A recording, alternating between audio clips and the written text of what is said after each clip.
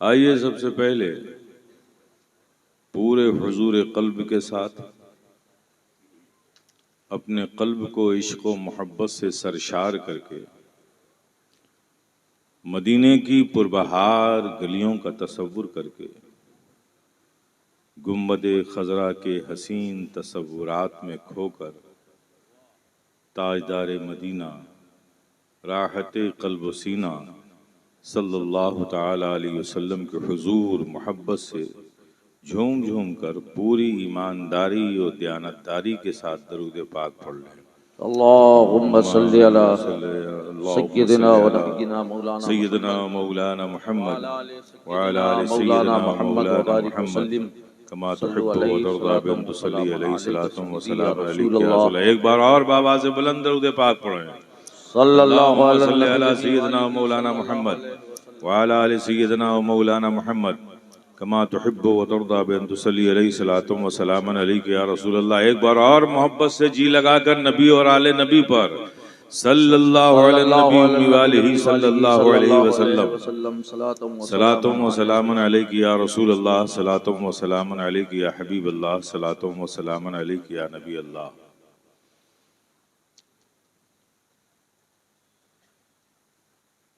मैं अपने दिल की गहराइयों से आप सब हाज़रीन को, सामीन को मुबारकबाद पेश करता हूँ कि आप सब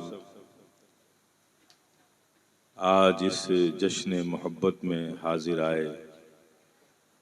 अल्लाह पाक आप सबका आना मुबारक फरमाए और इसकी बरकतें, नेमतें आपको और आपकी नस्लों को अता फरमाए। ये महफिलें जो बुज़ुर्गों की यादों में सजाई जाती हैं,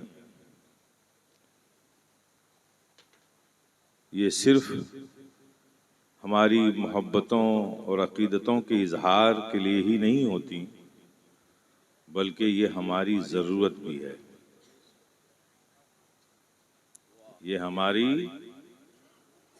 ज़रूरत भी है। अब आप देखिए, आप यहाँ महफिल में आए, आप अपनी 20 साला, 30 साला, 40 साला, 60 साला ज़िंदगी उठाकर देखें। अगर आपसे सवाल किया जाए कि आपकी ज़िंदगी में कितने घंटे ऐसे गुजरे जहां आपकी जहन में, आपके दिल में, आपकी ज़िंदगी में सिर्फ दीन था, दुनिया ना थी, तो मेरे प्यारे ये फैसला करना आपके लिए बड़ा मुश्किल हो जाएगा। लेकिन मैं आपसे कहता हूं कि आज के इस दिन को याद रख लीजिएगा। जब कोई पूछे कि आपकी जिंदगी में वो कौन सा लम्हा था, कितने घंटे का वक्त था जहां सिर्फ दीन था, दुनिया ना थी, तो कह देना कि हम जश्न शेख आजम में बैठे थे और तकारीर समात फरमा रहे थे। उस वक्त सिर्फ दुनिया थी, दुनिया न थी, सिर्फ दीन था हमारे ज़हन में। इसलिए कि जहां सालिहीन का जिक्र होता है वहां अल्लाह की रहमतों का नुज़ूल होता है। तो आप इस कपड़े के शामियाने के नीचे नहीं है, हकीकत में आप अल्लाह की रहमतों के साए में बैठे हुए। ये आपकी जिंदगी के लिए कितना खुशाइन लम्हा है, और ये मौका किसने दिया? अल्लाह के एक महबूब व मकबूल बंदे ने दिया।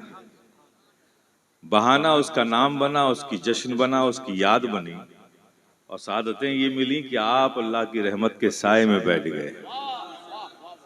और 1 घंटे नहीं, आपने 4-5 घंटे गुजारे।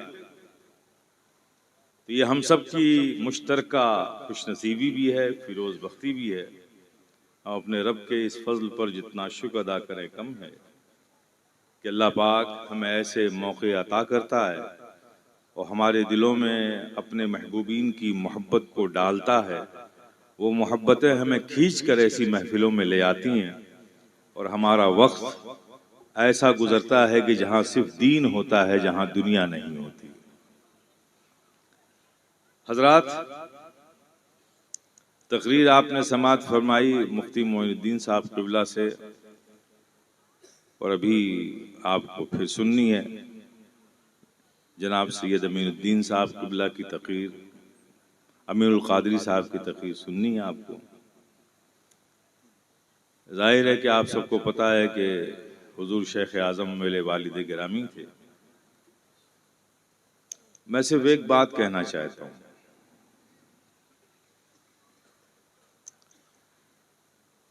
शेख आज़म ने क्या किया,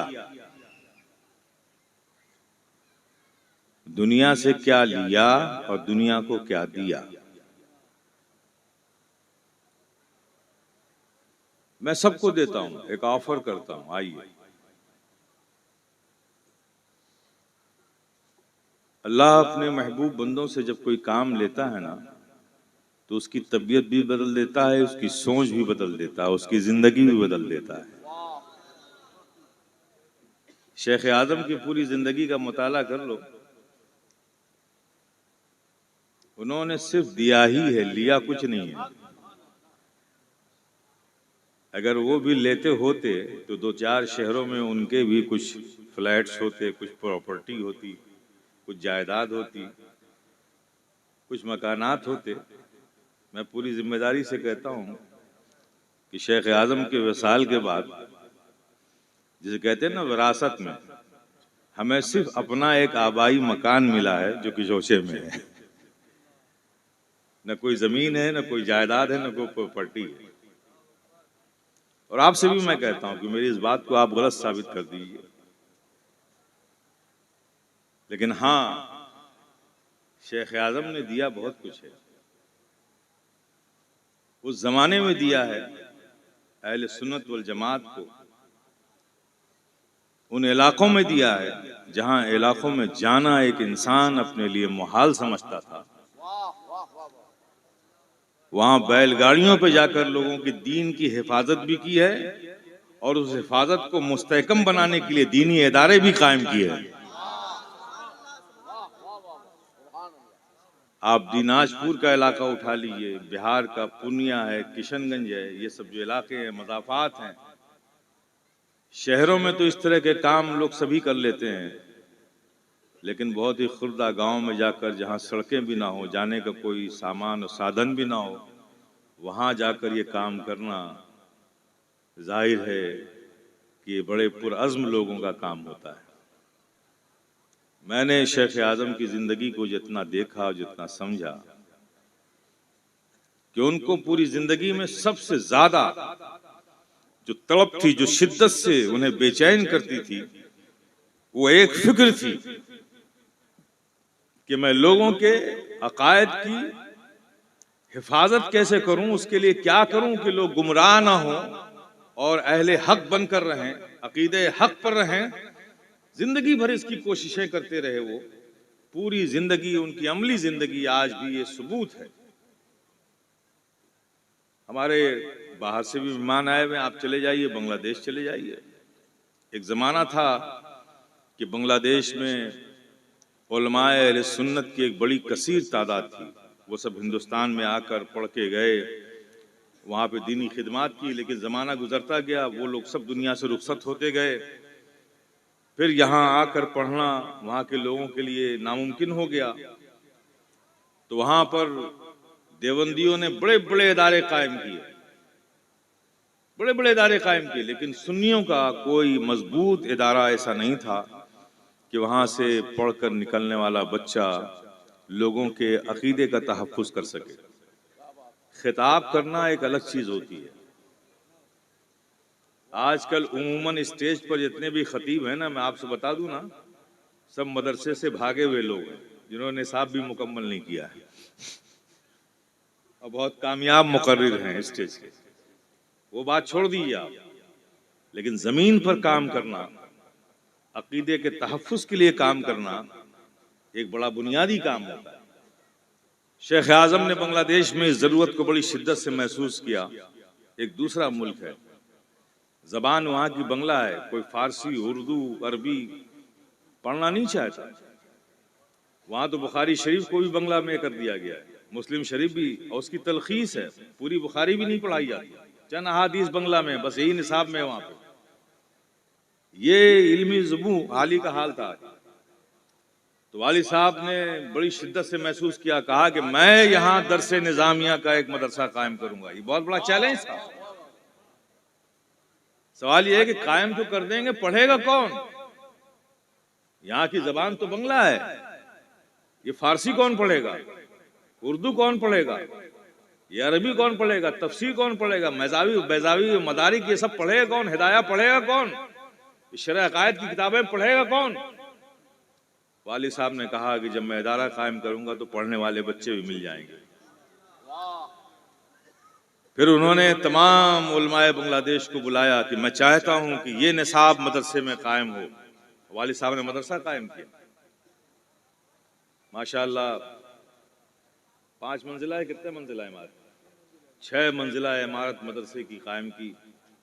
3 मंजिला मस्जिद बनाई। हॉस्टल अभी बनना बाकी है। 400-500 बच्चे वहां पढ़ रहे हैं।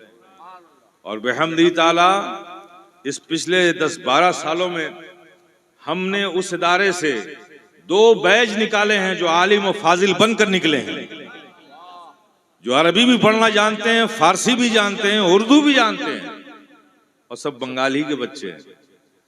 और आज वो बांग्लादेश के मुख्तलिफ मदरसों में जाकर खिदमत कर रहे हैं। जो तामीरी काम करने वाले लोग होते हैं उनका जहन भी तामीरी होता है। तो वालिद साहब की पूरी जिंदगी मेरे सामने है। जब बाहर से आते थे तो सबसे पहले खानका जाते थे। बीवी बच्चों की फिक्र नहीं थी उनको, पहले खानका जाते थे। 1 महीने से वापसी होती थी। खानका जाते थे, पहले खानका की तामीरात का काम देखते थे, मदरसे को देखते थे। जब उससे फारिग होते थे तो घर जाते थे। तो शेख आजम की पूरी जिंदगी इसी जद्दोजहद में गुजरी है। और जाहिर है कि जब अल्लाह के दीन के लिए, अल्लाह की रजा के लिए, राह मौला में, रजाए मौला के लिए कोई जिंदगी गुजारता है तो फिर अल्लाह पाक उसके दर्जात में बुलंदी अता फरमाता है। ये एक जीती जाती तस्वीर। नारों से शख्सियतें नहीं बनती हैं, वरना जब तक शख्सियतें जिंदा होती हैं नारे जिंदा रहते हैं। शख्सियतें दुनिया से गुजर जाती हैं, नारे भी धीमे पड़ने लगते हैं। वही शख्सियतें जिंदा रहती हैं जो रब की बारगाह में मकबूल होती हैं। जो रब की बारगाह में मकबूल होती हैं तो फिर उनकी मोहब्बत, उनकी ताजीम, उनकी तकरीम हर मोमिन के कल्ब पर रब इल्का कर देता है। आज शेख आजम नहीं है, लेकिन आपके दिलों में उनकी मोहब्बतें हैं। ये उनकी महबूबियत की अलामत है। हमारी आप हिंदुस्तान में 365 दिनों में सैकड़ों तकरीरें सुन सकते हैं। हर तकरीर में शेख आजम का जिक्र नहीं करता हूं मैं, इसलिए कि मुझे जरूरत ही नहीं है। मखदूम सिमना का जिक्र नहीं करता मैं, इसलिए कि मुझे जरूरत ही नहीं है। इसलिए मैं जानता हूं कि मखदूम सिमना हमारे नारों से नहीं बने।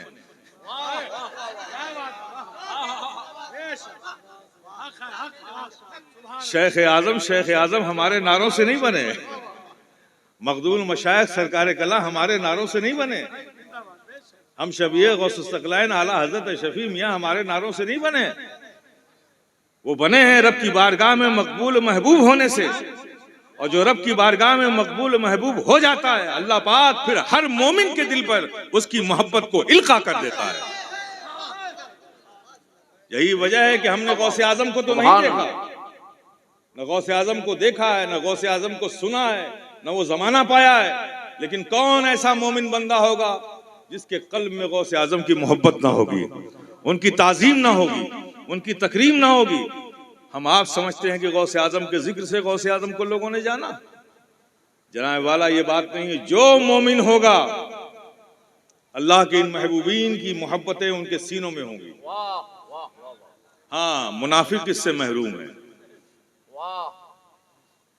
मुनाफिक अगर किसी की मोहब्बत का दावा करते हैं और किसी से मोहब्बत नहीं करते, उससे नफरत या उससे बेजारी का इजहार करते हैं, तो जिससे दावा करते हैं उसकी भी मोहब्बत नहीं है उनको।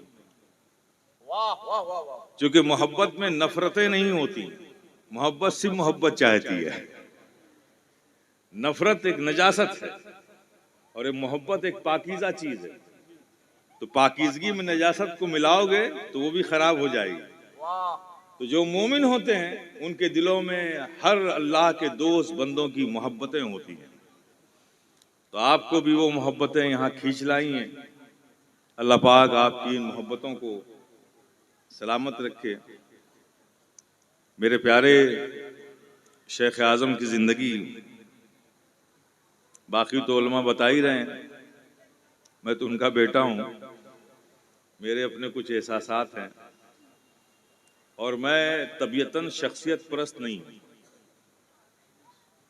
मैं तबीयतन और मिजाजन कतान शख्सियत परस्त नहीं हूँ।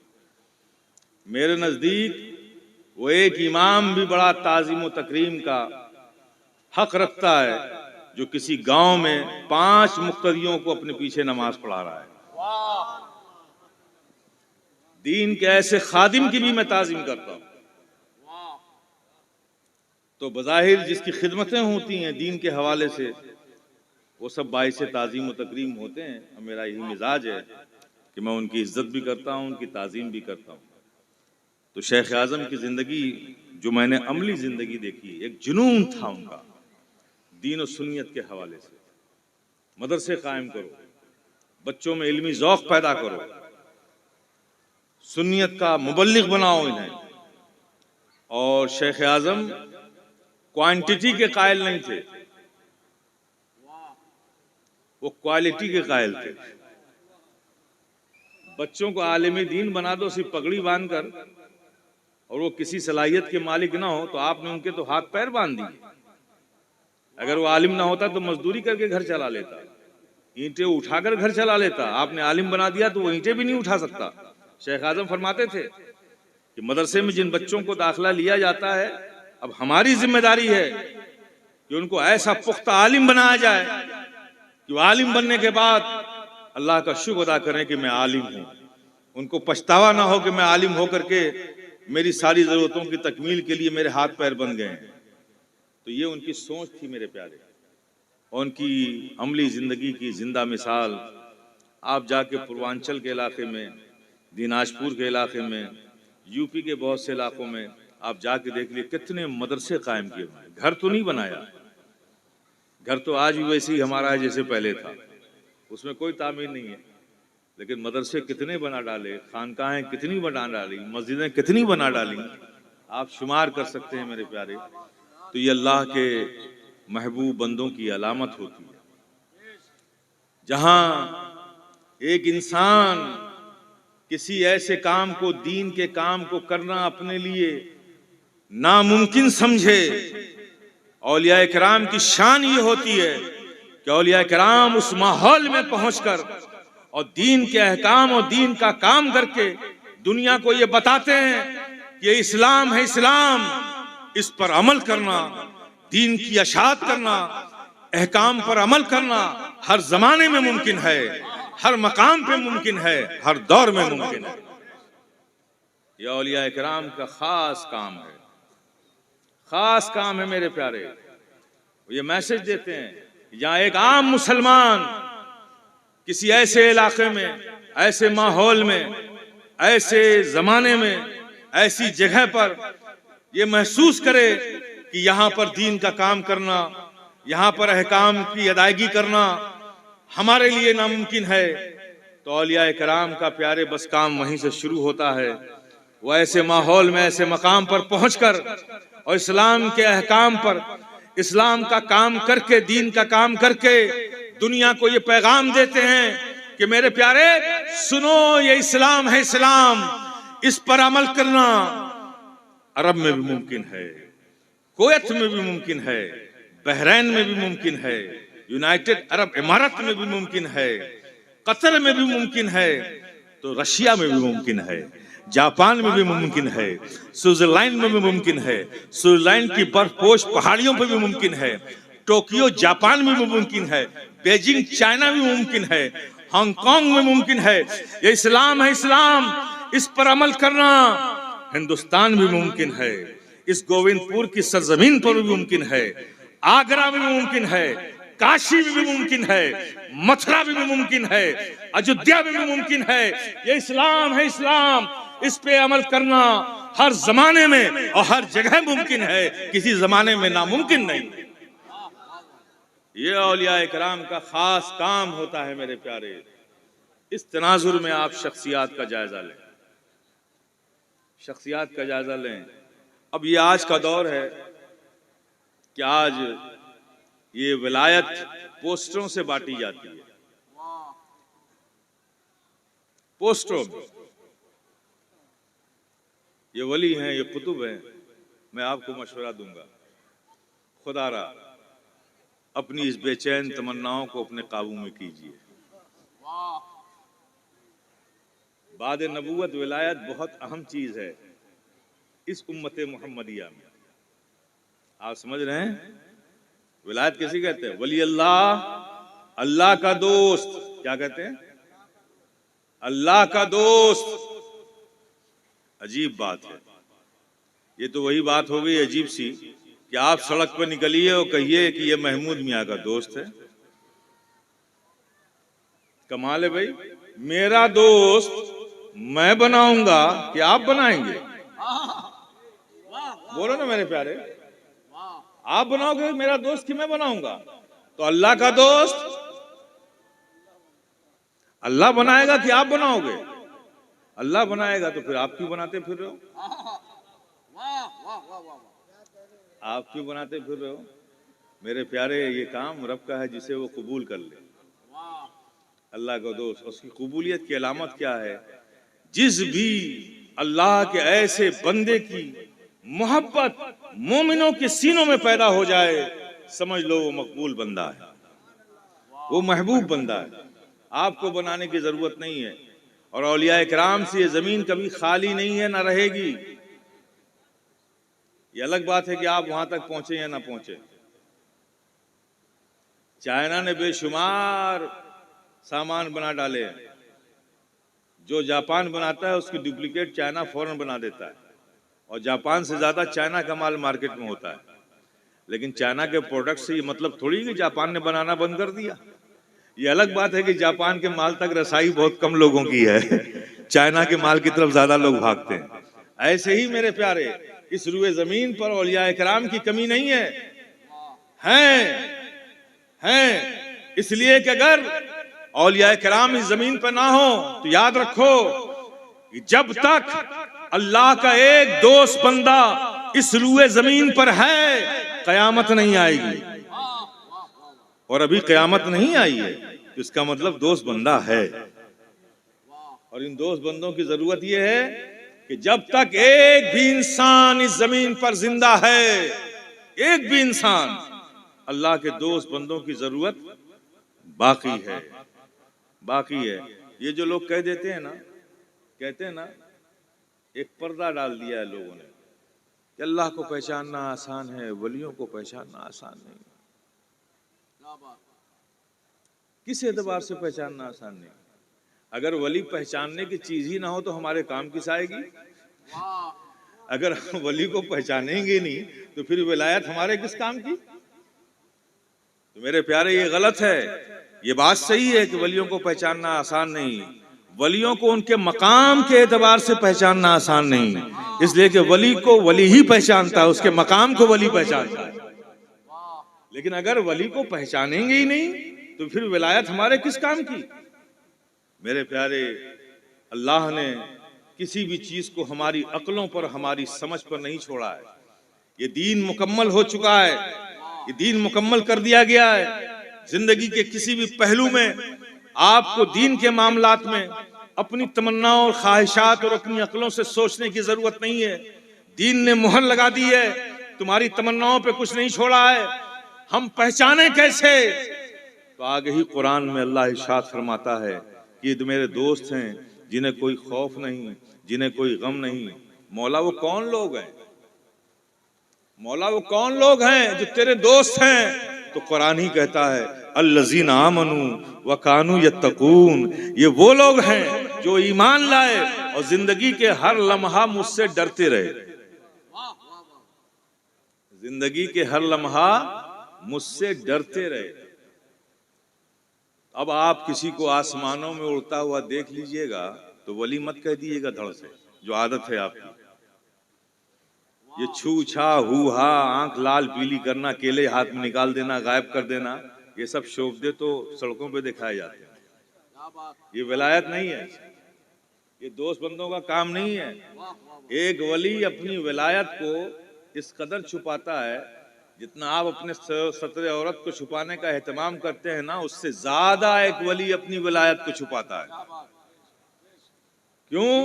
कि अगर उसकी विलायत और उसकी करामत को आप जान लेंगे, देख लेंगे, तो आप तो कमजोर अकीदे के लोग हैं ना, फिर सब कुछ उसी को मान के उसी के इर्द गिर्द घूमने लगेंगे।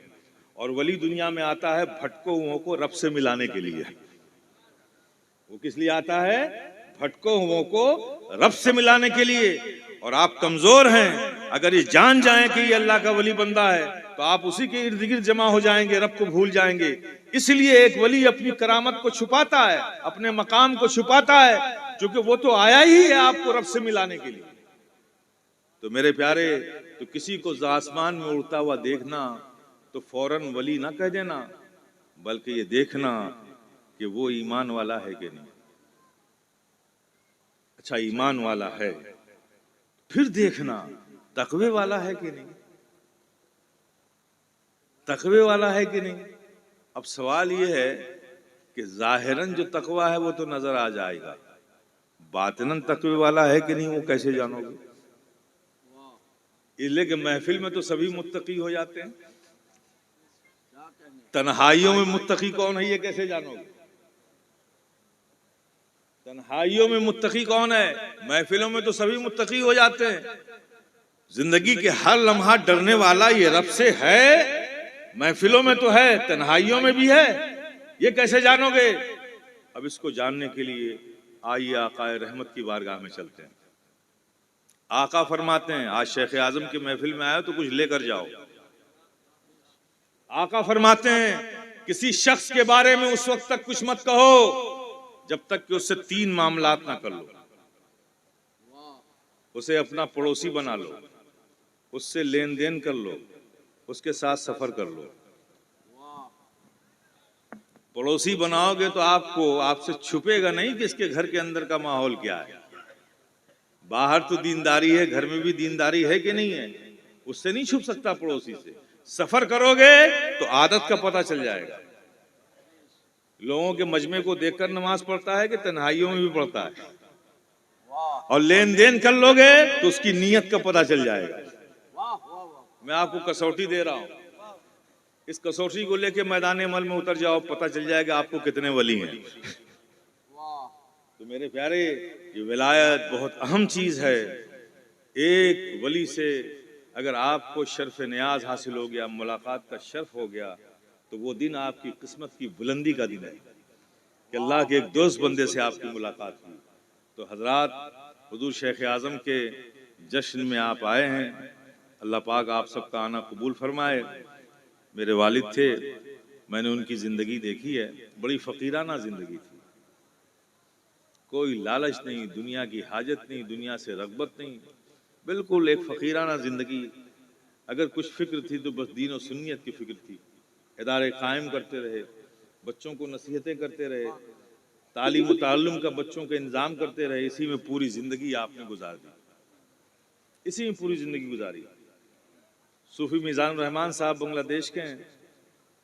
जिस वक्त आपने पर्दा फरमाया इस्माइलिया हॉस्पिटल बम्बई में, तो ऑपरेशन थिएटर में उनको ले जाया जा रहा था, तो उस वक्त मुझे बुलाया।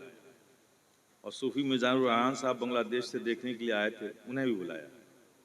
और जिगर वीरानी साहब एक मुंबई के थे, वो भी थे। अब आप सोचिए कितना वो वक्त होता है ऐसा, लोग अपनी औलादों के लिए, घर के लिए वसीयतें करते हैं ना। शेख आजम क्या फरमा रहे हैं कि सूफी साहब, वो मदरसा अभी मुकम्मल नहीं हुआ है, अगर मैं जिंदा रहा तो इंशाअल्लाह मैं करूंगा, अगर मैं नहीं रहूंगा तो ये महमूद मियाँ ये करेंगे, आप लोग इनका साथ दीजिएगा। ये उनके वो आखिरी जुमले थे जो हमने सुने। उसके बाद ऑपरेशन थिएटर में गए, ऑपरेशन हुआ, फिर अल्लाह ने उतनी ही जिंदगी रखी थी, वो पर्दा फरमा गए। हमने आखिरी वक्त में उनके सिर्फ ये 3 जुमले सुने, 3 जुमले सुने। जिगर वीरानी से फरमाया कि जाम शब का ख्याल रखना और महमूद मियाँ का साथ देना, ये मिशन हमें बहुत आगे तक ले जाना है। मैं जिंदा रहा तो करता हूँ, करता रहूँगा, अगर नहीं रहूँगा तो तुम लोग साथ देना। और सूफी साहब से फरमाया बांग्लादेश में जो मदरसा कायम किया है उसके लिए आप साथ दीजिएगा ताकि वो सुन्नियत का एक मजबूत किला बने। ये हमारे वालिद की ज़िंदगी थी कि उस आखिरी वक्त में न उन्हें बीवी का ख्याल, न बच्चों का ख्याल, न उनके मुस्तकबिल का ख्याल, अगर ख्याल है तो सिर्फ दीन सुन्नियत का ख्याल है, दीन की अशात का ख्याल है। मैंने ये देखा है और मैंने ये महसूस किया है और बिहम्दी ताला ये फ़कीर शफ़ी गदाए जिलानी भी उसी राह पर चलने की कोशिश कर रहा है। आप सब दुआ कीजिए कि मौला करीम हमें साबित कदम रखे, हमें इस्तिकामत अता फरमाए। मैं भी अपने वालिद की ज़िंदगी को अपने सामने रखकर अपनी ज़िंदगी गुजार सकूं। अल्लाह पाक हमें ऐसी तौफीक अता फरमाए। व आखिर दावाना अल्हम्दुलिल्लाहि रब्बिल आलमीन।